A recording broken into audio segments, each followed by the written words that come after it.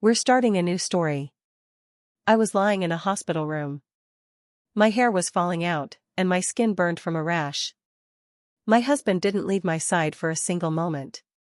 Everyone called him a hero. But my sister noticed something strange. A week later, what she discovered made my body tremble. If these stories mean something to you, please subscribe. Your one subscription means more to me than you can imagine. It's motivation. It's the reason I keep telling these stories. And write in the comments where you're watching from. Now, let's begin. She thought she was dying. Her hair was falling out in clumps. Her skin burned with a rash that no cream could soothe.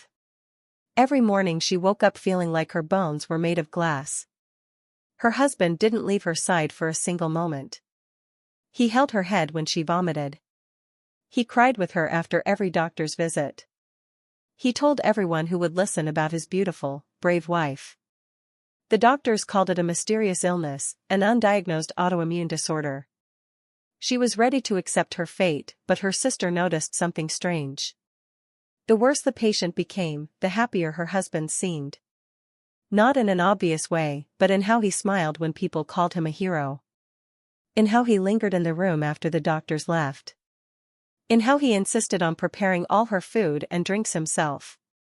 One night, her sister whispered to her, "Have you ever seen him take any of those supplements he gives you?" That question saved her life. In the city of Perm, located on the banks of the Kama River, lived a woman named Snezhana. She was 32 years old. She worked as a librarian at the main city public library and was known for her warm smile and her love of old Russian poetry. Her husband, Pyotr, was 3 years older. He worked as a history teacher at a local high school. To everyone who knew them, they were the perfect couple. Married for 7 years, they attended Kazan Cathedral together every Sunday, walked along the river embankment on summer evenings, and hosted small gatherings with friends in their modest apartment on Komsomolsky Avenue. But 8 months ago, something changed. Snezhana began to feel tired. Not the usual tiredness from a busy life, but a deep, exhausting fatigue that made it difficult for her to climb the stairs to their third-floor apartment. At first, she brushed it off. Winters in Perm are harsh, she told herself. Everyone feels sluggish when the sun barely appears. She kept going to work, kept cooking dinners, kept up with her daily routines. But the fatigue clung to her like wet clothes. Then her hair started falling out. She would run her fingers through her dark blonde hair and find strands stuck to her hands. Soon, clumps of hair began appearing on her pillow, in the shower drain, on the collar of her coat. She tried vitamins from the pharmacy, visited a trichologist who charged 5,000 rubles for a consultation and prescribed expensive treatment. Nothing helped. The hair kept falling out until bald patches appeared on her scalp. Then the rash appeared. Red, burning spots spread across her arms and neck. They itched constantly. She scratched them in her sleep and woke up with blood under her nails. Dermatologists prescribed creams and ointments, but the rash only got worse. It spread to her chest, back, and legs. Snezhana stopped wearing short sleeves. She stopped looking in the mirror. Then her hands and feet began to go numb. She dropped books at work, stumbled on icy sidewalks. Her fingers felt. She began missing days at the library, then weeks. Her supervisor called to check on her. Snezhana lied, saying it was just the flu. Throughout all of this, Pyotr was impeccable. He took her to every appointment at the Perm Regional Hospital. He sat in the hallways for hours, holding her hand, flipping through his notebook where he wrote down every symptom, every medication, every note from the doctors. He prepared all her meals himself. He mixed her teas and poured her water. He washed her when she was too weak to stand in the shower. He held her when she cried. And he started a blog. He called it Snezhana's Strength. Every day, he posted updates, photos of her sleeping, videos of her faint smiles, long captions about how much he loved her, how hard it was, how he would never give up. Today was another difficult day, he wrote. My Snezhana could barely open her eyes, but she smiled at me. That smile gives me the strength to keep going. Please pray for us. The blog went viral in Perm. Local news picked up the story. On the evening broadcast, they showed a segment where Pyotr sat beside Snezhana's hospital bed, his eyes shining with tears, saying, "She's everything to me. I will save her, no matter what it costs." People called him the most devoted husband in Russia. Strangers sent flowers, neighbors brought food. His students from the high school made cards wishing her a speedy recovery. A local Orthodox priest, Father Arkady, visited their home to pray for Snezhana's recovery. He sprinkled holy water in every room while Pyotr stood with his head bowed, looking like a man broken by grief. Snezhana, lying in bed, felt grateful. She had married a good man, a man who would never leave her. She prayed to Saint Nicholas every night, thanking God for Pyotr. But she kept getting worse. Rima Sazonova was Snezhana's younger sister. She was 28 and worked as a nurse at the Perm Children's Hospital. Rima had always been practical and sharp-eyed. Unlike Snezhana, who saw only the good in people, Rima looked for what was hidden. It was a skill she had developed after their parents' divorce many years ago. She had learned to read people, to notice cracks behind the facade. She visited her sister every week, and every week she noticed something that troubled her. Pyotr never left Snezhana alone with food. If Rima brought pastries or fruit, Pyotr would take them and say, "Let me prepare it. She needs to eat carefully right now." If Rima tried to pour tea for her sister, Pyotr would gently take the kettle and say, "I know how she likes it." If Rima offered to cook, Pyotr would smile and say, "You're a guest. Let me take care of my wife." At first, Rima thought he was simply a caring, devoted husband. But then she noticed other things. When Snezhana had a good day, when the rash faded a little, when she could sit up and talk for an hour without collapsing from exhaustion, Pyotr's mood would darken. He would grow quiet, find reasons to leave the room, write on the blog about a severe downturn even when there wasn't one. Rima watched his face closely. She saw irritation, not relief. Rima also noticed a locked cabinet. In the kitchen above the stove was a small wooden cabinet with a brass lock. Pyotr wore the key on a chain around his neck. When Rima asked what was inside, he smiled and said, "Snezhana's supplements. Expensive ones from Germany. I don't want anyone accidentally touching them." Rima, as a nurse, knew that supplements didn't require padlocks. And she also knew that imported German supplements came in branded bottles, not unlabeled containers. One evening at the end of February, Rima came without warning. The sky was gray, the temperature was -15 degrees Celsius. She opened the door with her key. The apartment was quiet. She heard movement in the kitchen. Through the slightly open door, she saw Pyotr standing at the counter. He was wearing rubber gloves, yellow ones for cleaning, not cooking. In one hand, he held a small glass bottle with no label. With the other, he was measuring something with a small silver spoon into Snezhana's tea. He didn't see Rima watching. She silently stepped back into the hallway. Her heart was pounding so hard it felt like it might burst out of her throat. She stood there for a full minute, breathing slowly, forcing herself to think clearly. Then she walked into the kitchen loudly, announcing her arrival. Pyotr was sitting at the table, a cup of tea beside him, a phone in his hand. The rubber gloves were gone. The bottle was gone. The cabinet was locked. "Rima," he said warmly. "You should have called. I would have made more tea." She smiled and said nothing. That night, she sat beside Snezhana's bed and spoke in a whisper. Her sister looked fragile. Her pale face stood out against the white pillow. Thin hair was scattered like a web. "Snezhana, listen to me carefully. Have you ever seen Pyotr take any of the supplements he gives you?" Snezhana frowned, confused. "What do you mean?" "I mean, does he ever drink the tea he makes? Does he eat the same food he cooks?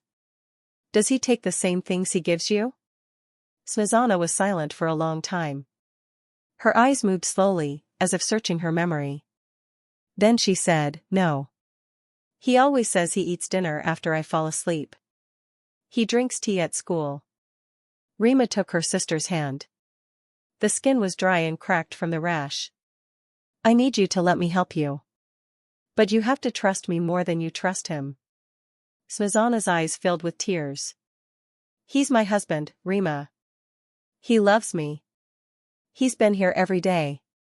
He holds my hand. Then he won't mind if I take some of your tea for testing, Rima interrupted gently.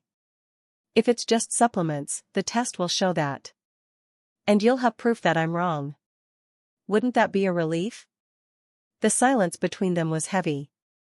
Outside, snow fell quietly over the streets of Perm, covering the city in a white blanket. A radiator hissed in the corner. Finally, Snezhana nodded. Rima took a sample of the tea the next morning. She poured it into a sterile container taken from the hospital and labeled it with a code. She brought it to her colleague, Gavril Ustinov, a toxicologist working in the laboratory of the Perm Regional Hospital. Gavril was in his 50s. He was a quiet man with a steady hand and a reputation for precision.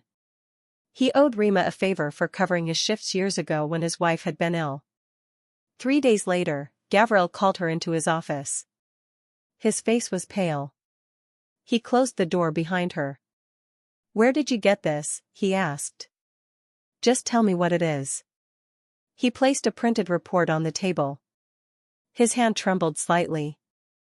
Thallium. A heavy metal. A decade ago, it was used in rat poison. In the Soviet Union, it was banned in the 1960s. It has no smell, no taste, and it builds up in the body over time. Symptoms include hair loss, skin rashes, nerve damage, confusion, and eventually death from organ failure. Rima felt the room spin. She grabbed the edge of the table. Whoever is drinking this, Gavril continued, has been slowly poisoned over months. The levels I found indicate regular, measured doses. This wasn't an accident. Someone has been deliberately adding it. Rima closed her eyes. She had suspected it. She had hoped she was wrong, but hearing it confirmed made her want to scream, to break something, to run to her sister and carry her out of that apartment. Thank you, Gavril, she said quietly. She went straight to the police. At the Perm Police Department, they took her seriously. The investigation was assigned to a detective named Timofey Maslov. He was 42 years old. A veteran with a tired face and sharp eyes.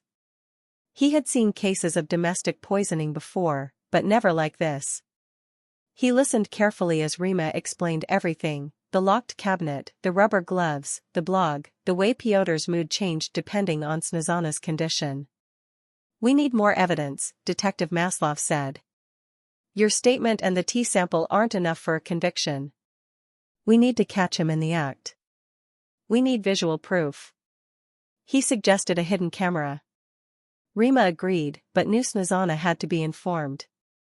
She went to her sister that same evening and told her everything. She showed her Gavril's report. Snezhana listened in silence. Her face was empty, like a painted-over window. She stared at the paper in her hands for a long time. He was giving me poison, she whispered. It wasn't a question. It was a statement. Yes. Every day.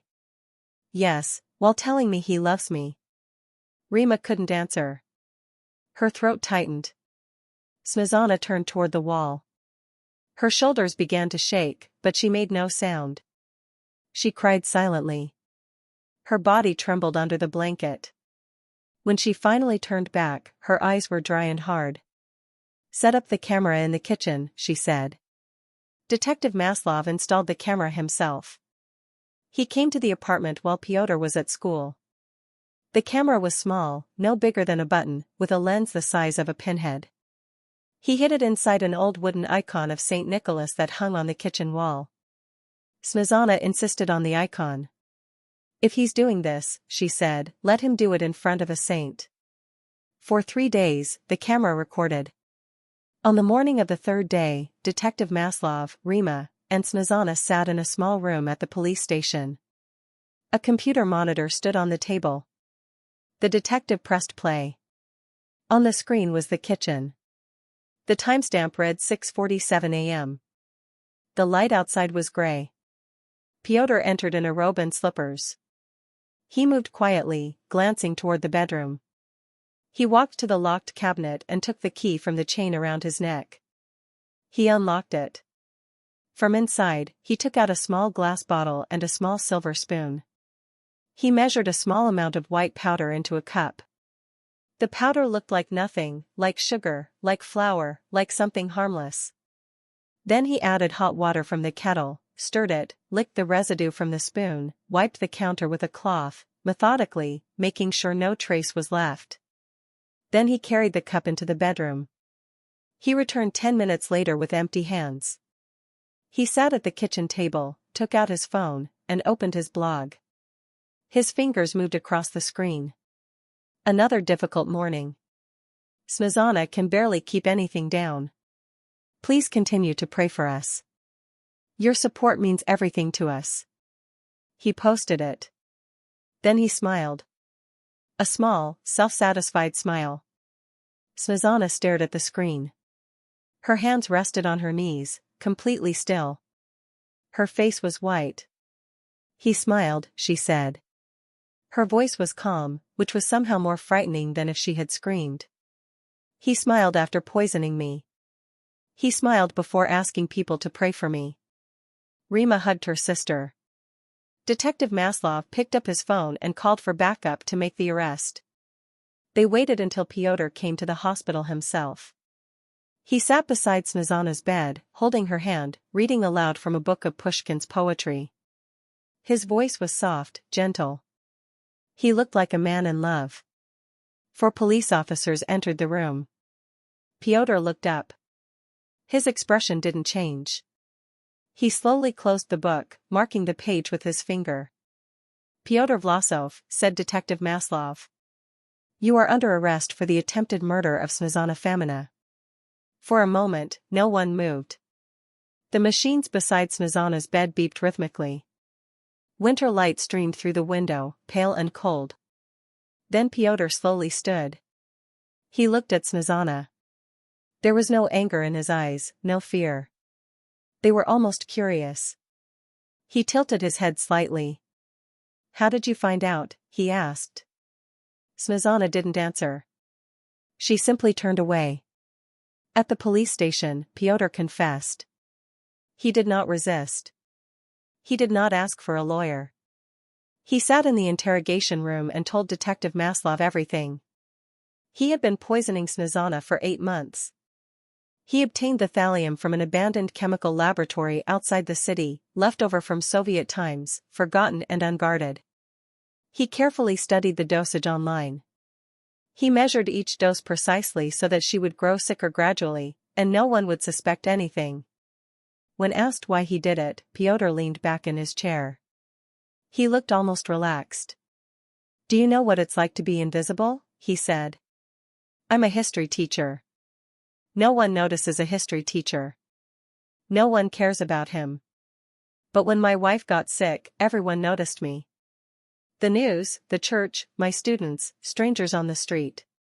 They looked at me and saw a hero. They saw a man who suffers but stays strong. They saw someone who matters.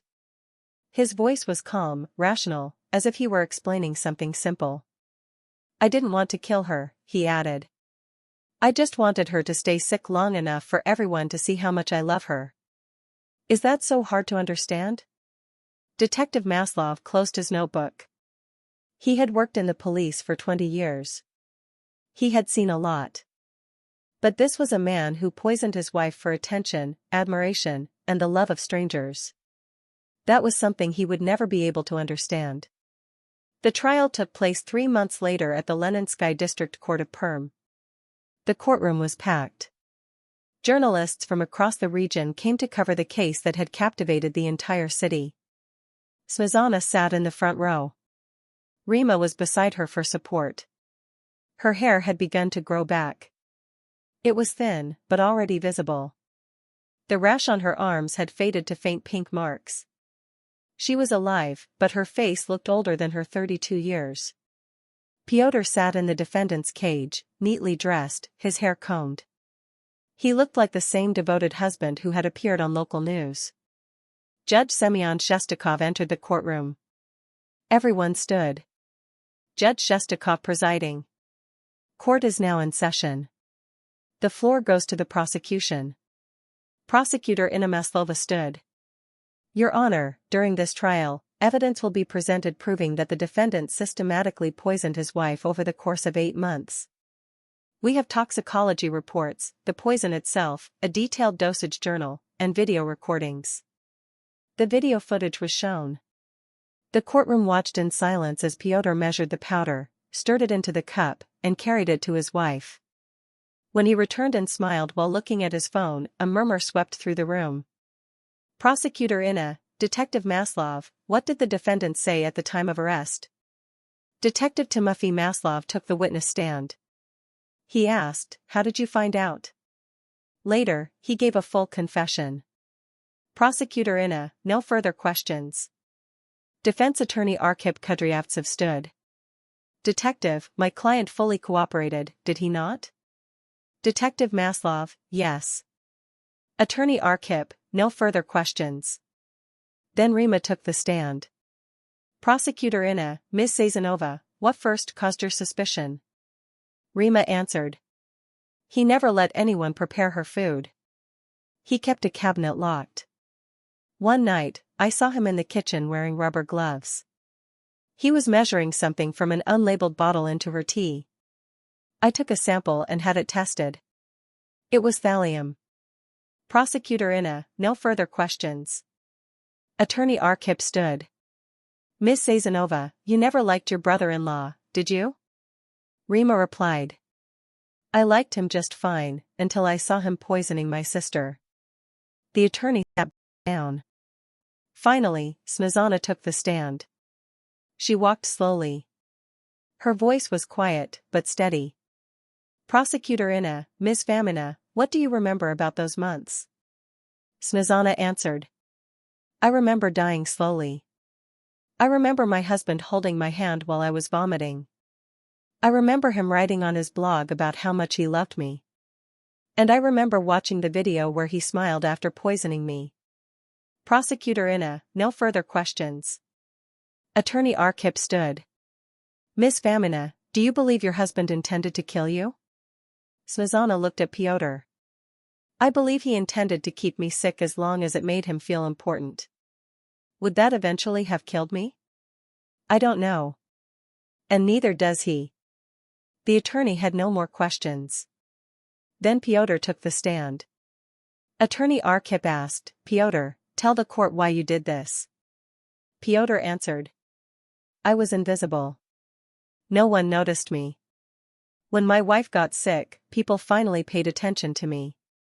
They called me a hero. I wanted that to continue. I never wanted her to die. I just wanted to matter. Prosecutor Inna stood for cross-examination. You wanted to matter, so you poisoned your wife for 8 months. You wrote about her suffering while causing it yourself. You smiled while strangers called you a hero. When were you planning to stop, Mr. Vlasov? Pyotr was silent. Prosecutor Inna continued. You don't know, because you never planned to stop, did you? Pyotr replied quietly. I didn't want to lose the attention. Prosecutor Inna, no further questions. Judge Shestakov said. The parties may proceed to closing arguments. Prosecutor Inna stood. Your Honor, this man used his wife as a prop. He poisoned her for attention. He kept a journal of every dose. He smiled while she suffered. The prosecution requests the maximum sentence. Attorney Arkhip stood. Your Honor, my client confessed. He cooperated fully. He has no criminal record. We ask for leniency. Judge Shestakov looked at the defendant. Does the defendant wish to make a final statement? Pyotr stood and turned towards Snezhana. I'm sorry. I know that means nothing, but I'm sorry. Snezhana looked at him. You wanted to matter. Now you do. You matter as a warning to everyone willing to trade a loved one's health for attention. The judge nodded. Judge Shestakov. Pyotr Vlasov is found guilty of attempted murder. Your actions were deliberate, methodical, and driven by vanity. You are sentenced to 14 years of imprisonment in a high-security penal colony. The term of your sentence will be calculated from the moment of your arrest. You will be eligible for parole no earlier than after 8 years. You are prohibited from contacting Snezhana Famina and members of her family. He struck the gavel. Pyotr showed no emotion as he was led away. Snezhana leaned into Rima and closed her eyes. The courtroom slowly emptied. A year has passed since that day. Snezhana now lives with Rima in a small apartment near the Kama River. She has returned to work at the library, though only part-time. Her health continues to improve. Her hair has almost fully grown back. The rash has disappeared, and the numbness in her hands is gone. But some things do not heal. She no longer drinks tea, she cannot stand its smell. She drinks water from bottles that she opens herself. She avoids Kazan Cathedral, where she and Pyotr once prayed together. She found a small chapel on the outskirts of the city where no one knows her face, and she goes there alone on Sundays. She lights candles for her parents, for Rima, for herself. She never lights one for him. Sometimes, late at night, she looks up the blog Snezhana Strength. It is still online. She reads the posts, hundreds of entries describing her suffering, her weakness, her slow destruction. She reads the comments from strangers who called Pyotr a hero, a saint, an example of true love. She wonders how many of them would have recognized the truth if they had looked more closely. And she thinks about the icon of Saint Nicholas, which still hangs on the kitchen wall in that apartment. The place she will never return to. The saint saw. The saint recorded. And in the end, the truth came out. Because sometimes, the people you trust the most hurt you the deepest. And sometimes, the hand that supports you is the same hand that pushes you down. If this story taught you something or made you think about those closest to you, share it. Because not everyone is lucky enough to have a sister like Rima. And not everyone survives to tell their story. Thank you for listening. If this story moved you, please like, share it with your loved ones, and subscribe to my channel.